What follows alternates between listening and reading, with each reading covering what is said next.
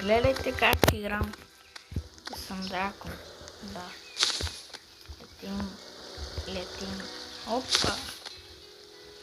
Опа. Оп. Иху. Освен дракон може да се появи направо в ето такова живот. Това не е дракон, не може да лети, обаче може да тича. И е много красиво. И хубаво просто. Ето ти големите дракони, където ги гледате.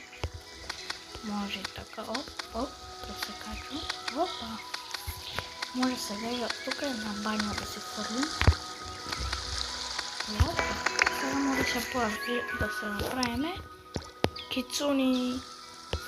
Това ако не знаете какво е, ето може да видите когато се пише кицуне 3 годинки. Да. Ето ги тия тук. Мале, кои това кицуни. Тия са по 100 нещо години. Това е направо нереално.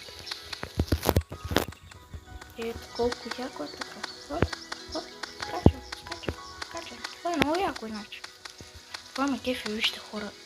1, 2, 3, 4, 5, 6, 7.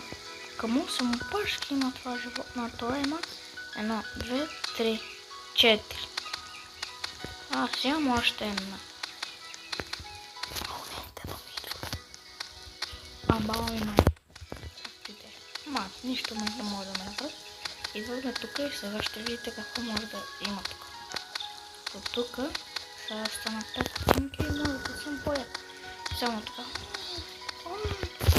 Така скачам прям. Опа.